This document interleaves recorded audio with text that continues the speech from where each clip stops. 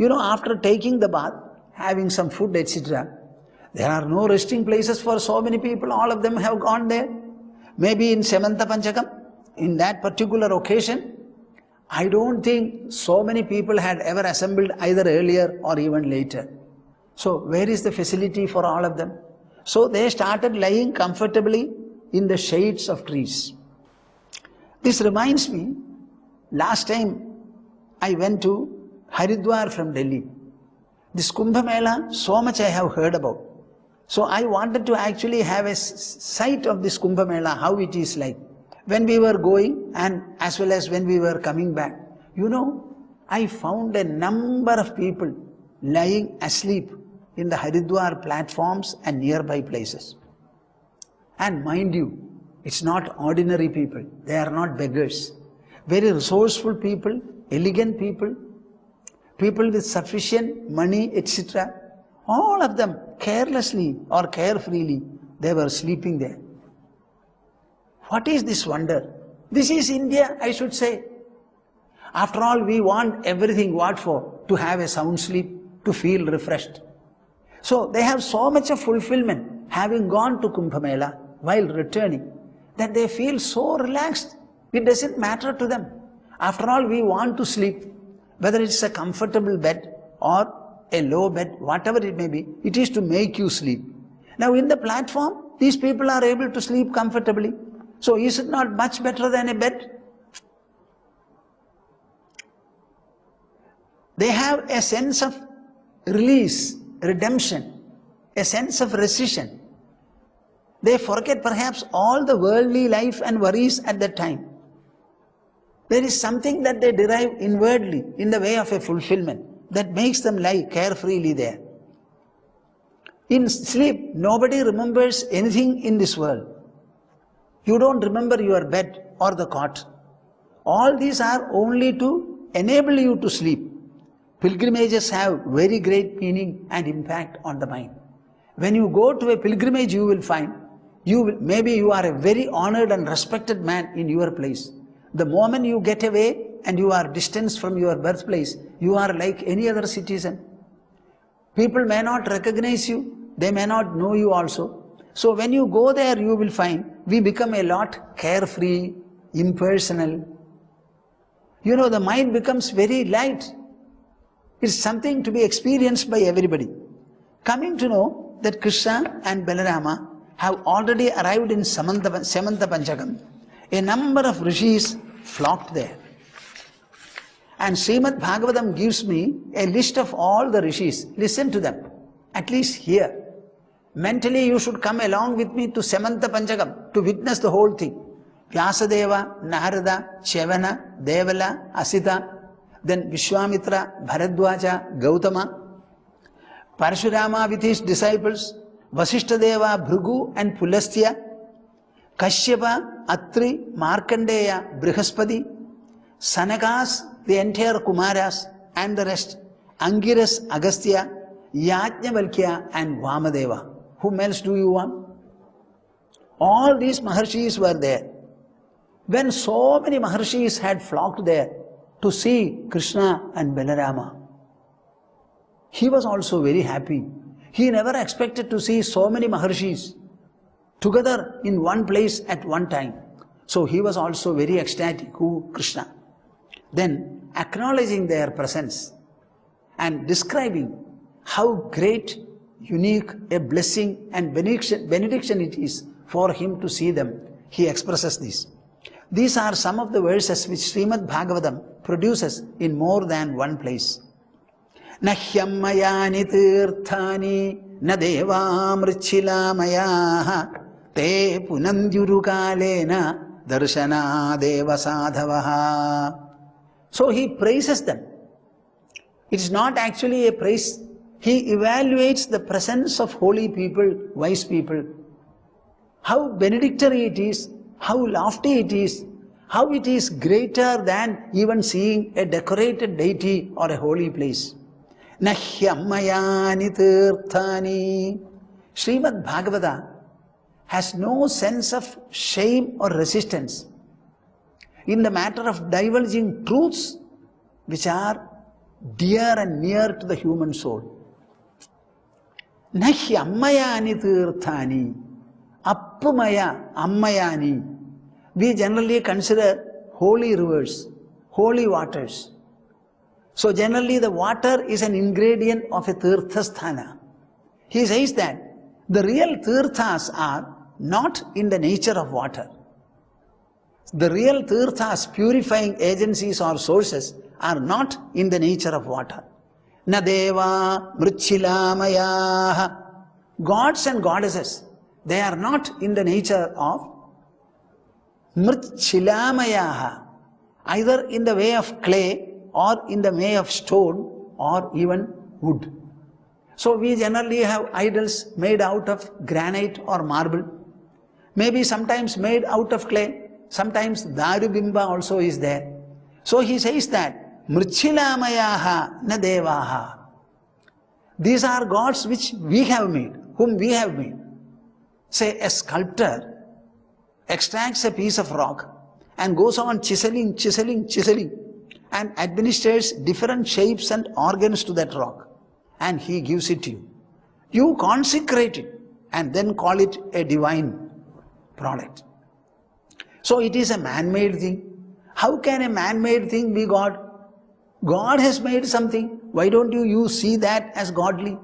We are making an idol ourselves and then we call them God. How can it be right? So real God is not, the devas are not in the nature of earth, clay or stone or wood. Te punanti urukalena. Suppose you worship them. Suppose you worship them. What? Worship. Who is worshipping? You are worshipping. This worship is your act. So you are using an idol for you to worship. The act is worship and you are the worshipper.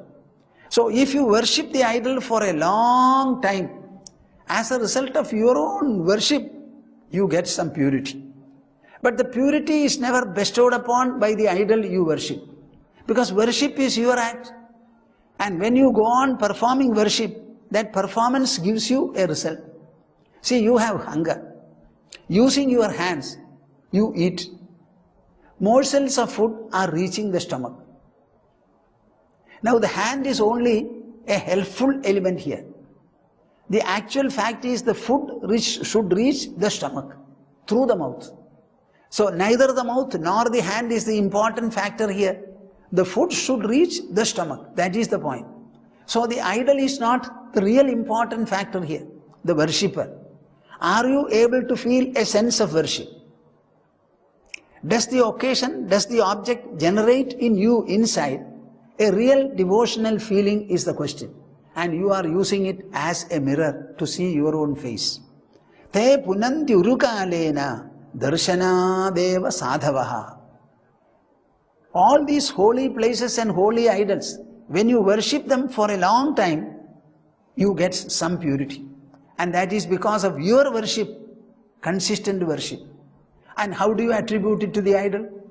Whereas, darshana deva sadhavaha. Suppose you go and stand before a wise man, a knower of truth, he will gracefully, lovingly look at you. What happened to Ratnagara? The dacoit of the forest? He encountered 7 Maharshis one day and he wanted to rob them and said, "Stop!" They turned back, but very gracefully they were looking at him. In that graceful look of the Maharshis, Ratnagara got transformed. He understood that his job was very, very bad and sinful. They told him a few words, sent him to his own wife and children, whether they would share in the sinful act of his. They said, "No, we will not." He got disillusioned. After that, they gave him a mantra, Rama Rama. He went on chanting, he became purified.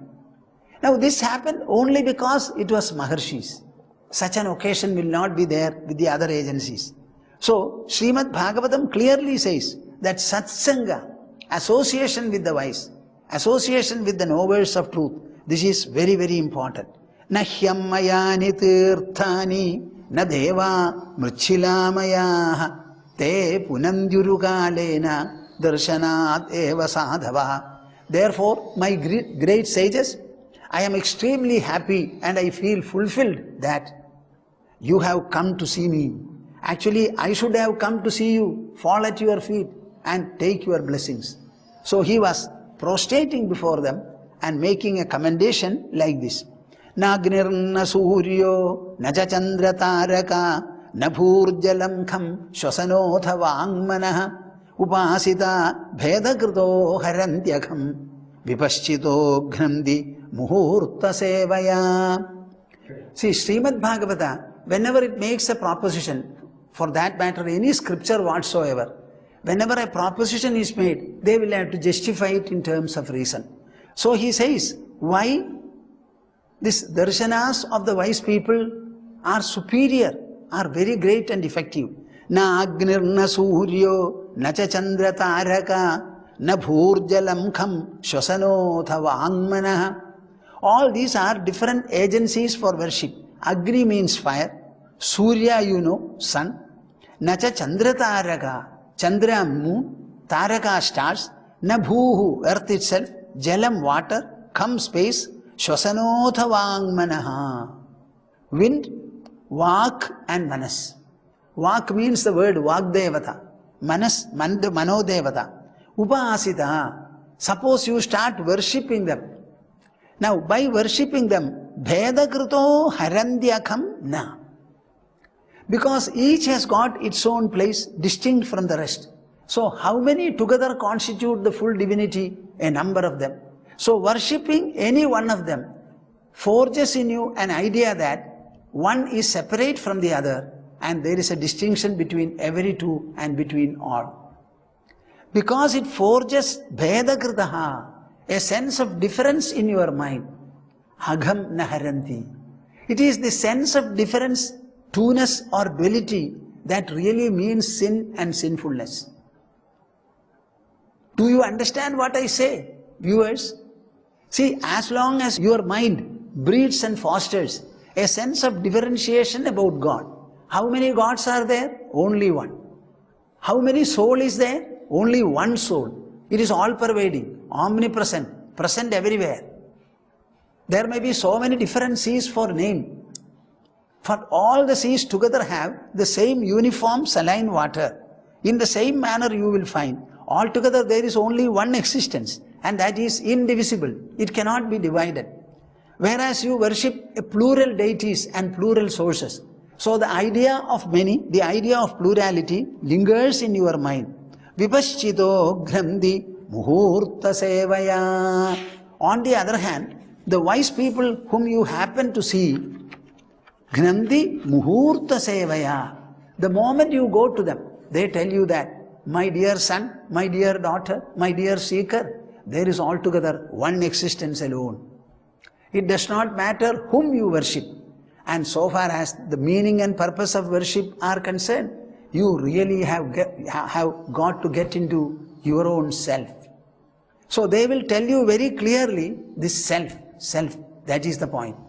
Sri Krishna continues to say, Yasyatma buddhi kunape tridhaduge swadhi kalatradishu bhauma ijyadhi yat tirtha buddhi salile na karhichid janeshwabhijneshu sayeva gokharaha.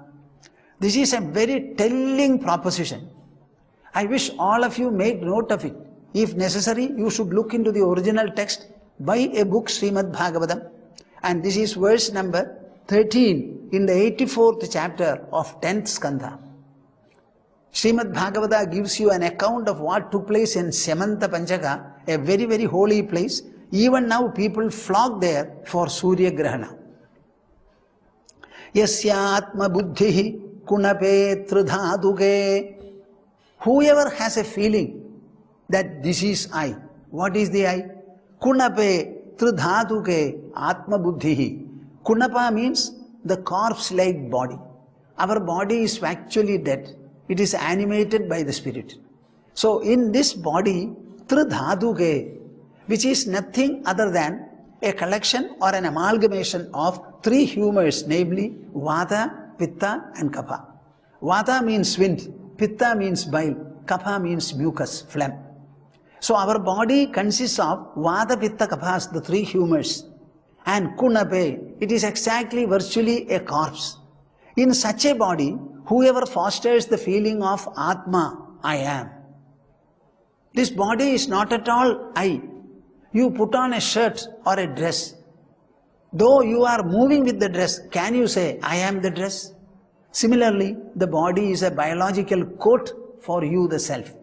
The moment you start saying this body is myself, it is just like identifying yourself with a corpse-like aggregate which is consisting of Vata, Pitta and Kapha.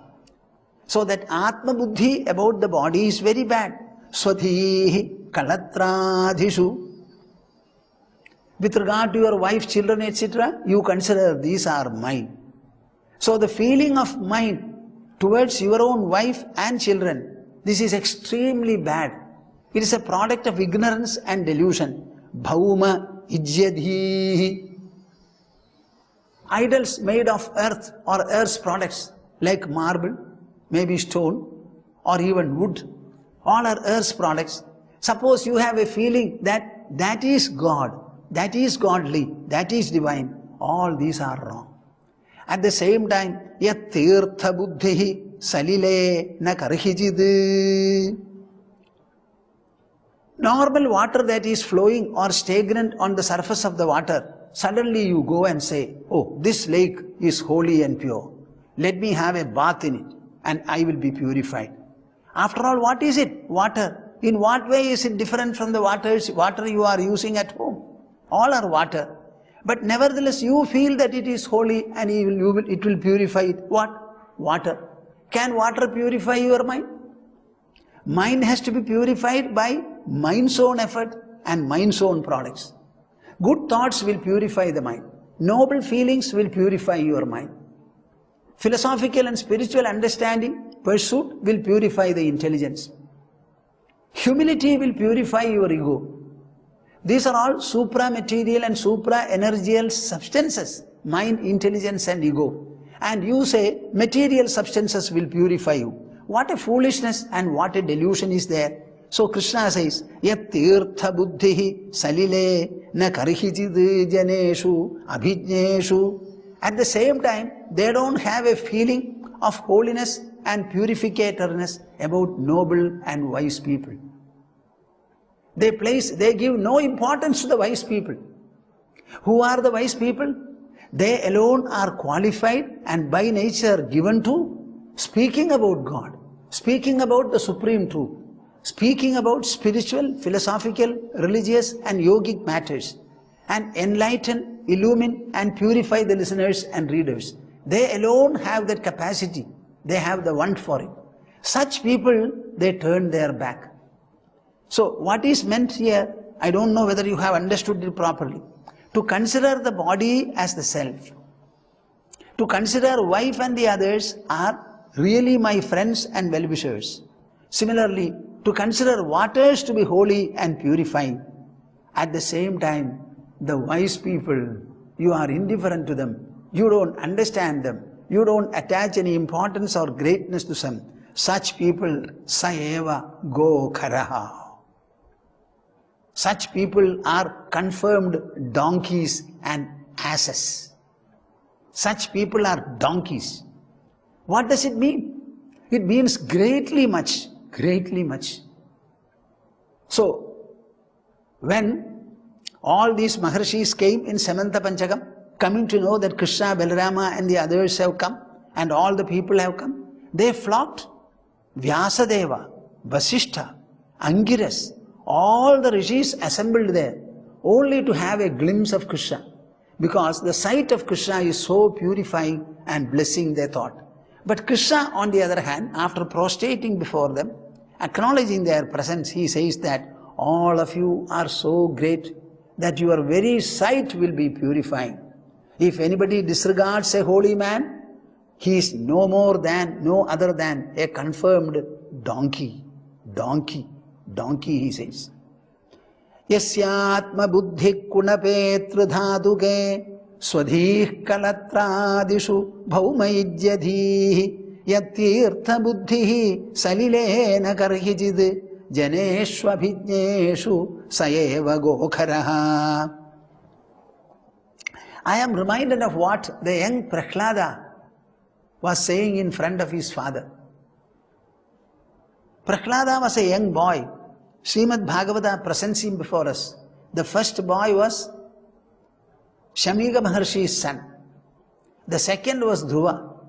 And Prahlada is presented by Sreemad Bhagavatam as the third. Shamika Maharshi was quite young. Dhruva was 5 years old. And Prahlada 7 years old.